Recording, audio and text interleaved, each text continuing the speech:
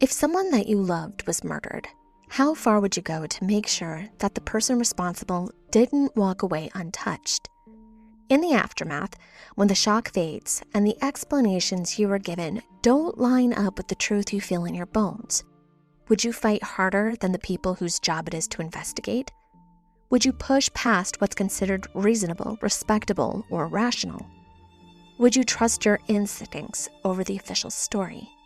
Would you risk being dismissed, ridiculed, or ignored? In the midst of darkness, picture the one person who cannot return stepping forward. Imagine the dead demanding the truth when the living remain silent. Would you trust that? Would you believe a ghost if it told you what really happened?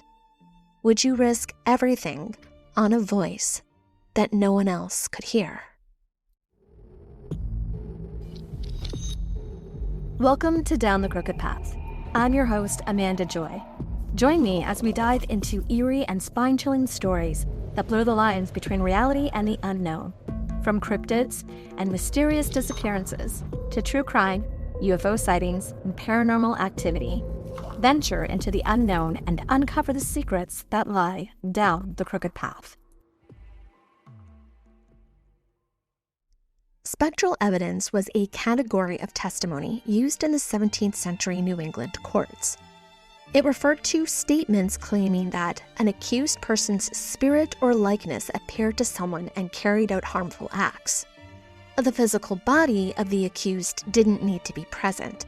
The claim focused on what the witness said they saw and experienced in a vision, dream, or altered state.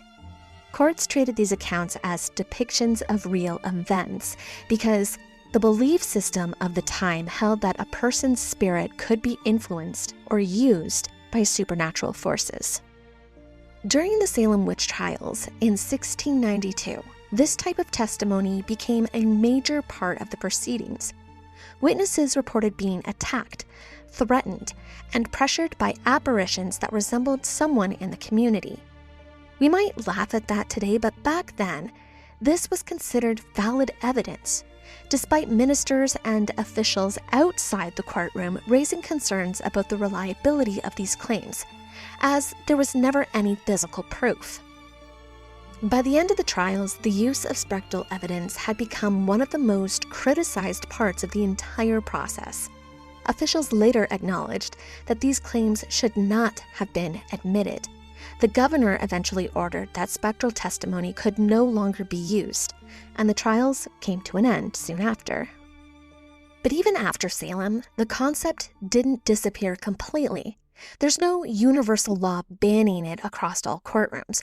Most judges do avoid it, but it remains part of the historical records as an example of testimony based on visions or supernatural claims, being treated as legitimate in legal settings. One of the most public recent examples came out of Los Angeles during the 2013 civil trial between the Jackson family and AEG Live. The case focused on whether the company had been negligent in hiring Conrad Murray. During the proceedings, a witness repeated a story that came from Katherine Jackson. She had said that she had spoken with a medium who claimed Michael Jackson's ghost told them that he had been killed by a bad decision. The statement wasn't treated as proof or anything, but the judge didn't strike it. It stayed in the transcript because it was a part of the witness's account of what the family believed had happened. There have been other cases where people brought up visions or messages from someone who had died. Sometimes it came through a medium, sometimes it came through a dream. Courts usually let the person finish their statement because it's a part of their narrative, but the testimony doesn't influence the verdict, not usually. Judges treat it as a background information rather than something that could determine guilt or innocence. In Greenbrier, West Virginia, the situation was different. It remains the only known case in the United States where a murder conviction followed the testimony that came from a ghost. Alva Zona Heaster was born in 1873 in Greenbrier County, West Virginia. She grew up in a rural community where families depended on one another, and most households worked hard to keep food on the table and maintain a steady routine. Zona was known as a dependable daughter who helped with chores and stayed close to home. People who knew the family described her as polite and steady, someone who didn't cause trouble and didn't push against the rules of the household. Her mother, Mary Jane, played a central role in her life. She had strong opinions about the people around her and trusted her instincts when it came to someone who maybe felt off. The two spent a significant amount of time together, and Zona often turned to her mother for guidance. In 1894, Zona began a heated romance with a local boy named George F. Wooldridge. The pair were often spotted throughout town, and the locals thought that they would certainly get married. In 1895, Zona became pregnant, which, of course, was socially scandalous as the pair weren't married yet. However, that same year, Zona would suffer a miscarriage, and the baby would be buried without a name and without a baptism, as the baby had been conceived out of wedlock. This effectively ended their relationship. The emotional toll of this loss on Zona was enormous, and Zona, once a bubbly young woman, started to withdraw and become more reserved, quiet. And her already protective mother, Mary Jane, became even more protective than before. She spent the following years living quietly with her family until 1896, when she met Edward Trout Shue. Edward Shue, known locally as Trout Shue, arrived in Greenbrier County in 1896. He was a blacksmith by trade and had recently come to the area looking for steady work. He found employment with James Crookshanks, a well-known blacksmith in the community. Trout was described as someone who kept to himself but worked hard and made a point of presenting himself as reliable and skilled. He was new to the region, and most people didn't know much about his background when he arrived. In October of 1896, Zona and her family had stopped in to visit the local blacksmith, and this is when Zona and Trout first meet. He was clearly several years older than her, but despite this, Zona is immediately taken by Trout, and he is very interested in her as well. The pair started spending more and more time together. Zona actually started to behave like herself before the miscarriage. She's happier and she has a spring in her step. But when Mary Jane meets Trout, she instantly disapproves. She tells Zona that she doesn't think Trout is a suitable match for her, but Zona doesn't care. The couple marries on October 20th, 1896, only a few weeks after meeting, and shortly after, Zona moves into the Shue home. Because Mary Jane has a clear dislike for Trout, she never visits the house. The house is small and simple, and it's nearby the blacksmith shop. Trout keeps a strict schedule for work, and Zona happily takes on the household tasks, cleaning the home and making sure there's a meal prepared for Trout when he arrives home from work. All seems well during the first few months, despite Zona withdrawing from her friends and her family.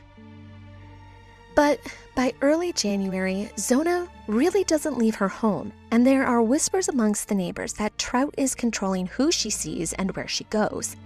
They do see her outside of the home tending to the yard and other duties. On the morning of January 23rd, Trout leaves his house early. He stops off at a neighbor's home and talks to 11-year-old Anderson or Andy Jones. Andy often runs errands for Trout and Crookshanks, as he and his mother live next door to the blacksmith shop, and it was an easy way for him to make a few extra dollars. It was said that often the boy would send messages back and forth between Zona and Trout throughout the day. He tells Andy that Zona isn't feeling great and asks if he wouldn't mind stopping in to check on her and help her with some of the housework. Now, this isn't out of the ordinary, but what does seem odd is that Trout stops by several more times throughout the day to see if Andy has checked in on his wife. He stops by at 11 in the morning and is furious that Andy hasn't left yet. And I should mention that Andy and his mother are some of the few Black families living in the area at this time. At some point in the afternoon, Andy walks over to the Shue home, but as he reaches the front door, he notices that it's partly open. He calls out for Zona, but there's no answer. He steps inside, and there is Zona, laying at the bottom of the stairs. She's stretched out on the floor with her feet together and one hand across her chest. Her head is turned sharply to one side, and there's also a trail of blood across the floor. Andy doesn't go any further into the house. He is terrified, so he runs back home and tells his mother, Martha. She tells him to immediately go to the blacksmith shop and tell Trout that Zona is laying on the floor of their home and not moving. Trout heads back home, but not before instructing Andy to go fetch the local doctor, Dr. George Knapp. Now, throughout the years, this story has been retold many times, and often it is said that the night before this event, Dr. Knapp had visited the Shue home to treat an unwell Zona. But the folklore got it wrong. Dr. Knapp had in fact visited the Shue home the night before. However, he was there to treat Trout, who was feeling under the weather. It takes Knapp about an hour to arrive, but when he does, he doesn't find Zona on the floor where Andy reported finding her. Instead, he hears sobbing coming from the upstairs bedroom. There he finds Trout cradling Zona's body in bed and crying heavily over her. He is overwhelmed with grief. Trout is cradling her head and rocking back and forth. Dr. Knapp notices that Zona is dressed. Trout has put her in a dress with a high, rigid collar and wrapped a scarf around her neck. Trout insists that it was her favorite and she wouldn't want to have it any other way. And this is super unusual because in 1897 West Virginia, it was custom for the women of the community to dress and wash the body. It wasn't traditional for the husband to do it, and certainly not before the doctor had a chance to examine the body. Every time Knapp comes close to Zona's body, Trout becomes even more distraught. Knapp did observe some blood near where she had originally been found by Andy. He also saw some slight discoloration on her cheek, but he couldn't examine her throat properly because Trout wouldn't allow him to move the scarf or loosen the collar. And every time Knapp tried to check her neck, Trout would shift her head or block his view. Because of the interference and the emotional state that Trout displayed, Knapp performed only a limited examination. He checked her pulse, confirmed she was deceased, and looked for signs of illness. He didn't find any obvious cause of death. With Trout hovering over him and refusing to step back, Knapp ended the examination and listed the cause of death as everlasting faint, which is basically old-timey speech for heart failure. Zona's body was then transferred to William Kettle, the local undertaker, where her body was prepared for the wake, which was held at the Heaster home. Trout arrives at the funeral home well before the wake happens, and he starts to interfere with the undertaker's work as well. He refuses to let anybody wash her body or redress her, and he insists on arranging her head and neck himself. He takes a rolled-up sheet and pillow and places it under Zona's head while she's laying in the coffin and says that he has made her more comfortable. He repeatedly adjusts her scarf and collar of the dress. During the wake, Trout is very protective of the casket. Anytime someone approaches Zona, he becomes agitated, and he alternates between overly protective of her body and putting on this almost performative emotional display. The guests in attendance don't know what to make of this. On one hand, the man has just lost his wife. On the other hand, the couple barely knew each other. It seemed a bit much for someone he had only known for a few months. After the funeral, Mary Jane Heaster asked for the sheet that has been placed inside the coffin. Trout didn't want it, so she took it home. When she tried to wash it, the water in the basin turned a dark red and then immediately cleared. The sheet itself became permanently stained pink, and Mary Jane took this as a sign that her daughter's death was not natural. And already having mistrust about Trout, she concluded that Trout must have killed her daughter. Now, Mary Jane and Zona had been incredibly close prior to Zona marrying Trout, so naturally Mary Jane deeply missed her daughter. She started to pray nightly for Zona to return to her, to talk to her, and she did. According to Mary Jane, the ghost of Zona appeared to her 4 separate times. The first time, Mary Jane was in bed with her husband, sleeping next to her. In the dark, she felt a presence in the room. She looked up, and there was Zona, standing at the foot of her bed. She said she had been hurt. But before Mary Jane could say anything in response, Zona vanished. Over the next nights, Zona Ghost told a detailed, specific story of her own murder. According to Mary Jane, Zona said that Trout Shue was not the loving husband he pretended to be. He was controlling, quick-tempered, and obsessed with the idea that she should have supper on the table exactly the way he wanted it. On the day she died, he had come home to find that Zona had prepared dinner, but because they were poor, Zona didn't have any meat prepared, and Trout, he wanted meat, and this flew him into a rage. Zona's ghost said that he grabbed her by the neck and snapped it. More specifically, Zona said her neck had been broken between the first and second vertebrae. The ghost described her windpipe being crushed and fingerprints on her neck.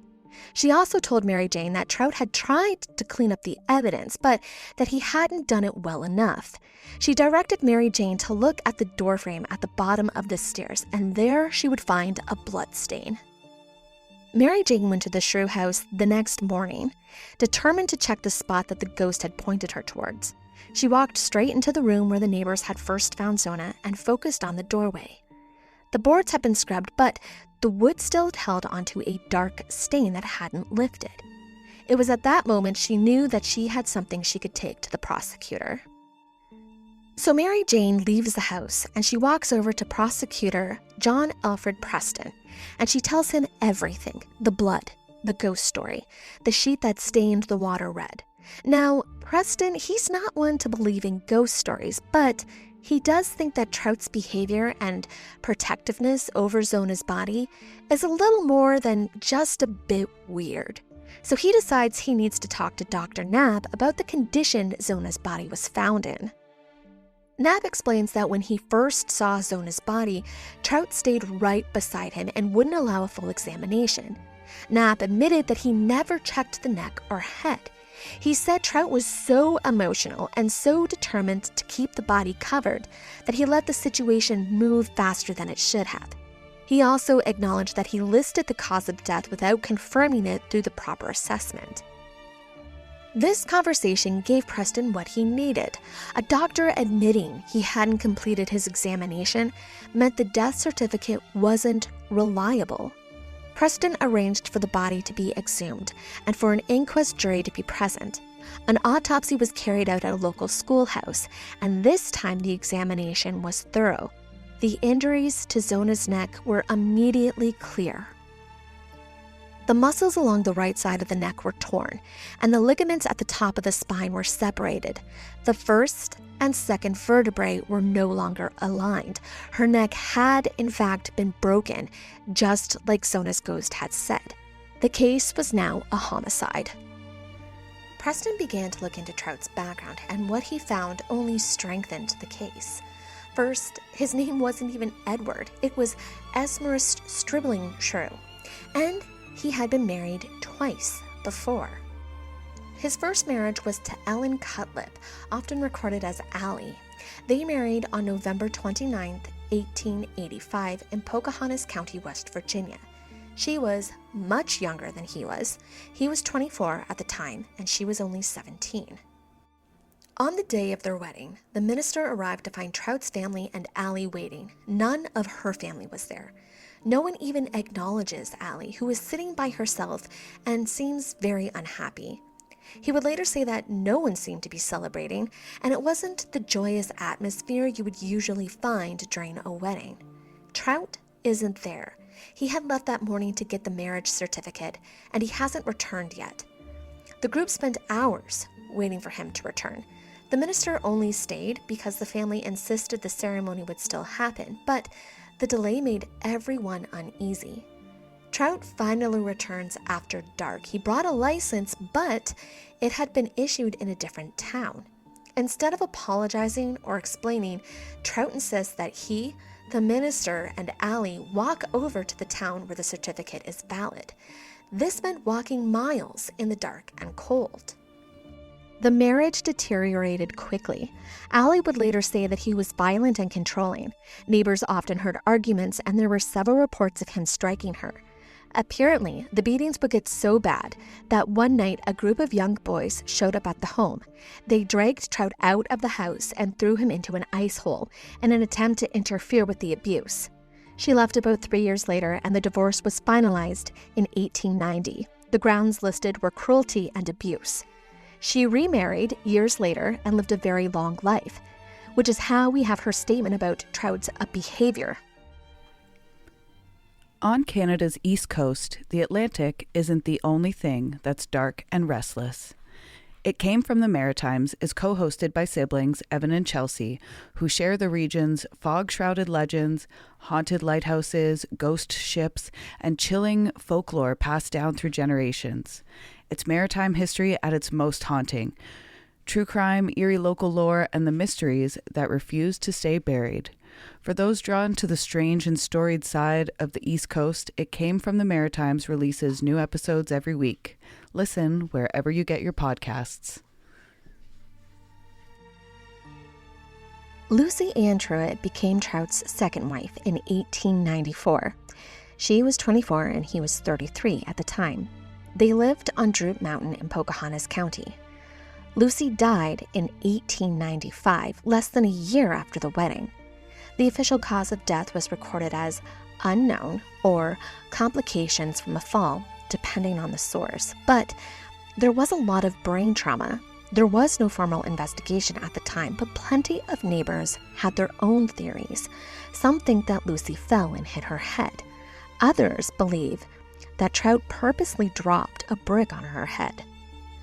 Not long after Lucy died, Trout was arrested for stealing a horse. He was convicted and served 2 years in prison. This incident occurred between his first and second marriages, but the reputation it created followed him. By the time Lucy died, people in the area already viewed him as someone who attracted trouble. The combination of a young wife dying suddenly and his criminal record made it difficult for him to stay in the community without scrutiny. And so, after completing his sentence and with Lucy gone, Trout left Pocahontas County and he moved to Greenbrier County to start over. The trial of Trout Shue began in June 1897 in Greenbrier County. This had become the most talked about event, so the courtroom was packed. Several people said that at the funeral, Zona's head didn't rest naturally in the coffin and that her head seemed loose. It was argued that Trout was so overly protective because he didn't want anyone to notice that Zona's neck had been broken. The prosecution didn't rely on Mary Jane's ghost story. Instead, they focused on the autopsy, Trout's behavior at the funeral, and his history. The medical findings were very clear. Zona's neck had been broken, the windpipe had been crushed, the injuries were consistent with force. The prosecution also introduced Trout's past marriages and the divorce for cruelty. But when Mary Jane took the stand, the defense tried to use her belief in the ghost to discredit her. They asked her directly about the visits. She answered every question plainly and without emotion. The courtroom stayed quiet when she spoke, and the defense realized they weren't getting the reaction they expected. Mary Jane didn't appear confused or unstable. Instead, she came across as someone who believed in what she was saying, and it seemed like the jury believed her as well. Suddenly, anyone who thought that the ghost story was crazy was now on Mary Jane's side. The ghost story only entered the trial because the defense brought it up. They wanted to show Mary Jane's suspicions came from superstition. Instead, her testimony made her appear steady and consistent. On June 30th, just a little over an hour of deliberation, the jury filed back into the courtroom and delivered a guilty verdict. Esmer's Trout Shue was convicted of murdering his wife, Zona Heaster Shue. The jury sentenced him to a life imprisonment at the West Virginia State Penitentiary in Moundsville. This was the harshest penalty available short of execution. But the people of Greenbrier County? They weren't satisfied. Word spread quickly through town that Trout had been found guilty, and by nightfall, a group of men gathered outside the jail. They weren't interested in waiting for the state to carry out justice. They wanted to do it themselves. A lynching party formed, angry, armed, and ready to drag Trout out into the street. The sheriff got wind of the plan just in time. To prevent mob justice, he moved Trout out of the county under guard, transported him to the penitentiary before the crowd could reach him. By the time the mob realized Trout was gone, he was already miles away, locked behind stone walls and iron bars. However, Trout didn't last long in prison. He died on March 13, 1900, just 3 years into his life sentence. The official cause was listed as epidemic measles, which had swept through the penitentiary that winter. He was buried in the prison cemetery, a simple grave marked only with a wooden marker. A few years after his burial, a severe storm tore through the area. The wooden marker was destroyed, either washed away or rotted out by the weather. Today, the exact location of Trout Shue's grave is unknown. He rests anonymously somewhere within the prison grounds, forgotten and without a marker. A final disappearance for a man whose act of violence became woven into one of Appalachia's longest-standing legends.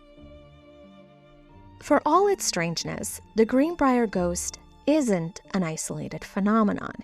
It is the only time in American history that a murder conviction has ever been tied, even indirectly, to the testimony of a spirit. But globally, the idea isn't as strange as it sounds. Across centuries and cultures, spirits have been credited to revealing bodies, pointing to killers, or demanding justice from beyond the grave. One such story comes from Campbelltown, New South Wales, Australia, in the 1820s. Frederick Fisher was a farmer when he disappeared from the area in 1826. His friend and neighbor, George Worrell, claimed that Fisher had gone back to England and that Fisher had signed his property over to him before leaving. The people in the town were uneasy about this explanation, but there was no body and there was no proof of a crime. A few months later, a local man named John Fraley said that he was walking near a bridge by the creek one night when he saw a figure of a man sitting on the rail. As he got closer, he recognized the figure as Frederick Fisher. The figure didn't speak. It simply raised one arm and pointed towards a paddock near the creek and then vanished. Fraley was shaken enough that he eventually told others what he had seen, and a search was organized in the direction that the figure had pointed. Fisher's body was found in a shallow grave near the creek, in the area indicated by the apparition.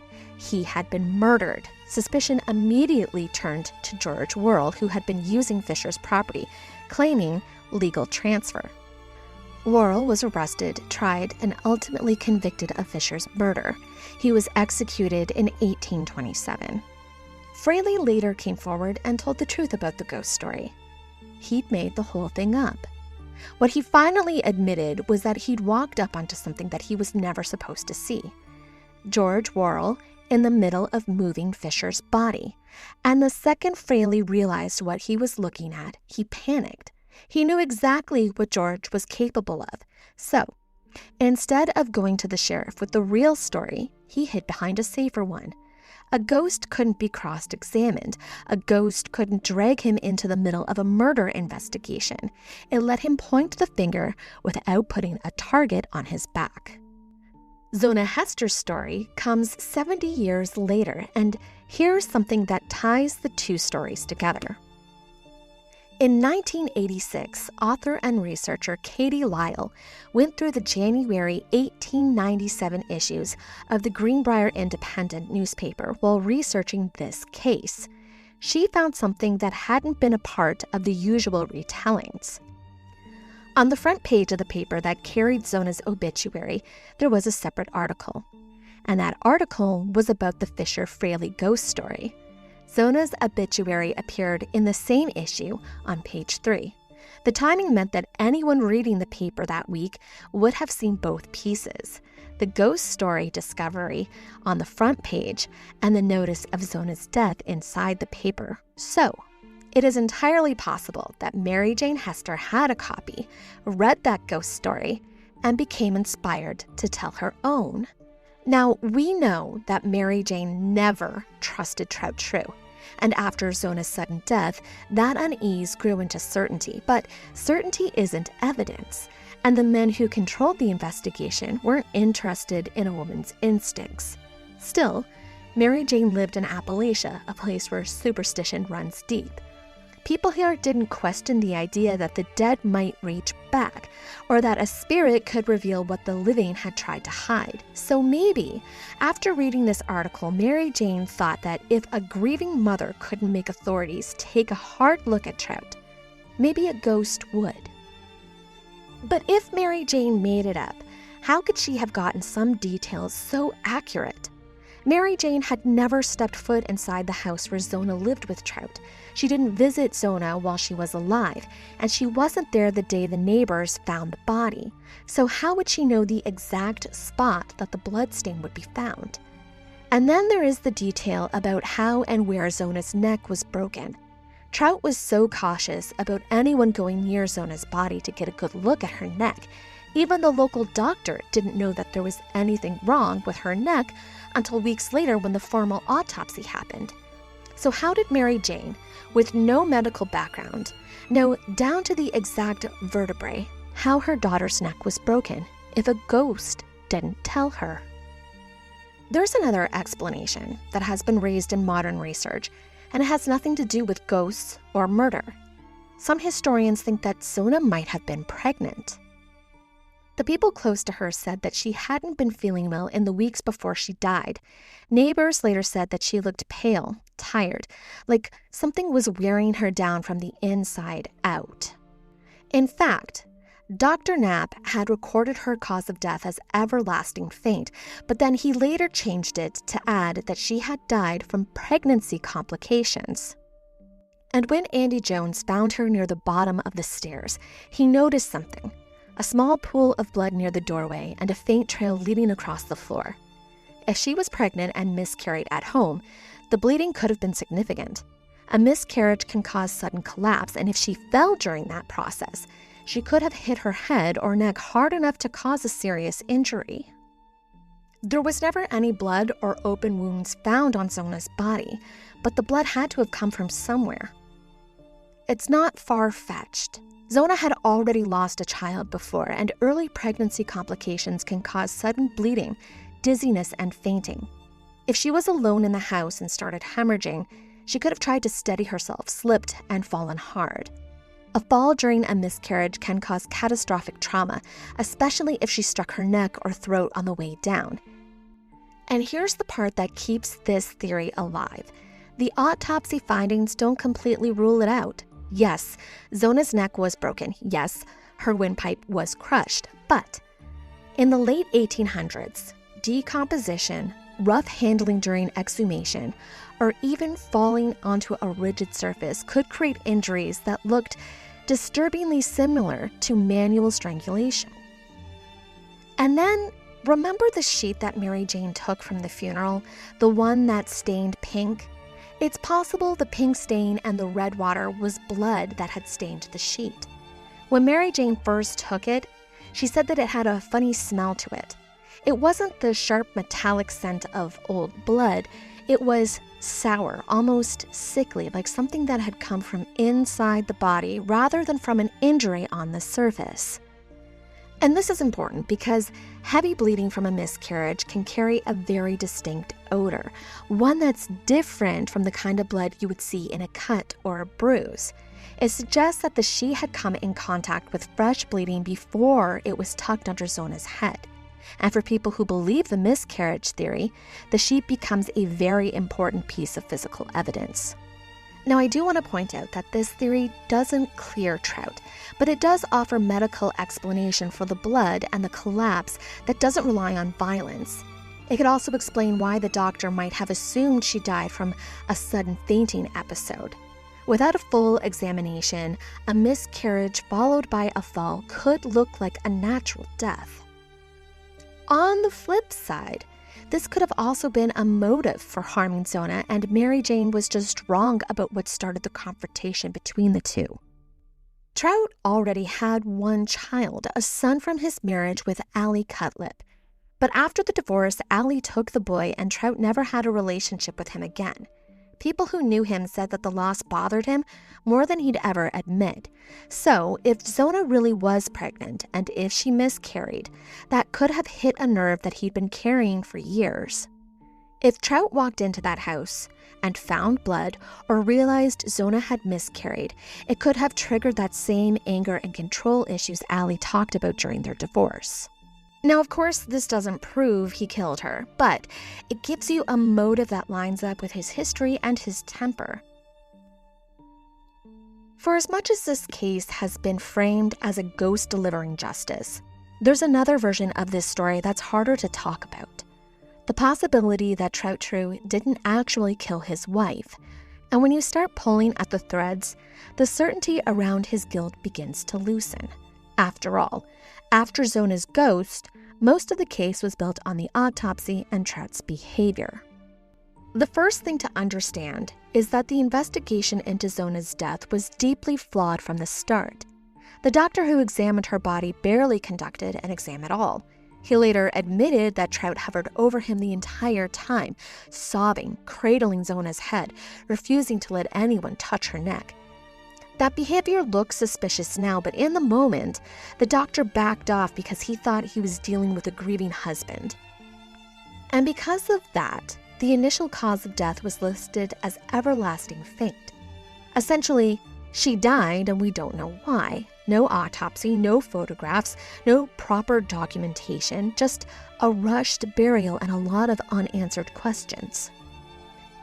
By the time Zona's body was exhumed weeks later, decomposition had already set in. The autopsy revealed a broken neck, a crushed windpipe, and damage to the ligaments, injuries consistent with strangulation. But here's the part that complicates things. Those same injuries can also appear in cases of severe falls. It can also appear on the body if handling is rough during an exhumation. And remember, it's 1897. There is no forensic standards, no chain of custody, no modern understanding of post-mortem artifacts. The men performing the autopsy were working with a body that had already been buried in winter soil over a month. Some historians argue that the damage could have been exaggerated or even caused during the process of removing her body from the coffin. Then there's Trout's troubling behavior. Yes, he was controlling. Yes, he had a temper. And yes, he had a criminal record, but not for violence. His past convictions were for petty theft and horse stealing, not assault. There are also stories that he was abusive towards his previous 2 wives, but there is no evidence that he harmed either of them. That detail is added decades later by storytellers who want Trout to look like a serial wife killer. The historical records simply don't support it. Aside from the divorce records from Allie, of course, but back then, people also didn't like Trout, so of course they're going to side with a supposedly beaten wife. And what about the morning Zona died? Trout was at work. Multiple people saw him there. Andy Jones, the boy who found Zona, arrived at the house before Trout did, and the door was slightly ajar.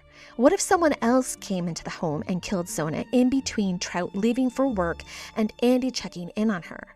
If Trout killed her, he would have had to slip away from work, commit the murder, clean himself up, and return without anyone noticing.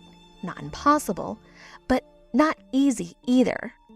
Of course, there was no official time of death, and a lot of people do speculate that her murder didn't actually occur during the morning. Instead, it occurred the night before.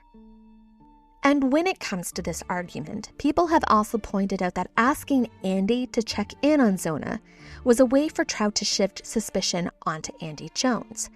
Remember, Andy is a young black boy in 1897 West Virginia, and that alone puts him in a vulnerable position. In that time period, a black teenager could be blamed for almost anything with no evidence at all. The story could have been very different if it happened that way. So when you put all of this together, the flawed initial exam, the compromised autopsy, the lack of physical evidence, the possibility of a medical emergency, the unreliable folklore about his past, the circumstantial timeline, and a jury swayed by emotion. A different picture starts to emerge. Not a picture that proves Trout was innocent, but one that makes it impossible to say with absolute certainty that he was, in fact, guilty. And that's the part of the Greenbrier ghost story that rarely gets told, because it's easier to believe in a ghost who pointed to a murderer than sit with the possibility that a man may have been convicted on fear, folklore, and a mother's grief. And that the truth of what happened to Zona Heaster might be far more complicated than the legend that survived. Something that did greatly contribute to his conviction was Trout's own testimony. Trout didn't have to testify. In 1897, most defendants didn't. Their lawyers kept them off the stand because one bad answer could sink the entire case. But Trout insisted he wanted to talk, and once he started, he couldn't stop. He went on long tangents about his marriages, his work, his temper, his beliefs, and none of it helped him. He contradicted himself more than once, especially when he tried to explain why he didn't want anyone touching Zona's head. He got irritated with the prosecutor. He snapped at the judge. He even lectured the jury about how they should see him as a good man. Witnesses described him as smug and dismissive, like he thought he was smarter than everyone else in the room. In a small Appalachian community, that attitude didn't land well. These people were people who valued humility, steadiness, and respect. Trout gave them the opposite. By the time he stepped down, the jury didn't need Mary Jane's ghost story to doubt him. They didn't trust him because of the way he carried himself. In the end, Trout wasn't convicted by the ghost. He was convicted by Trout. His own testimony did more damage than anything the prosecution presented. Long before the Greenbrier ghost ever made its way into American courtrooms, there were places where the dead were already a part of the justice system. In parts of the Caribbean and across several different African cultures, it isn't unusual for a spirit to be treated as a witness, not because people were naive, but because the systems around them weren't built to protect them. When the law couldn't be trusted, the dead became the ones who spoke. In Jamaica, Haiti, Trinidad, places shaped by colonial violence and deep spiritual traditions, families sometimes turn to the idea of a doobie or a jumbie to explain sudden death. If a person suddenly dies unexpectedly under suspicious circumstances, people would watch for signs, a dream, a shadow, a voice calling a name. And if the spirit pointed to somebody, that accusation carried weight. And in parts of West and Central Africa, the belief runs even deeper.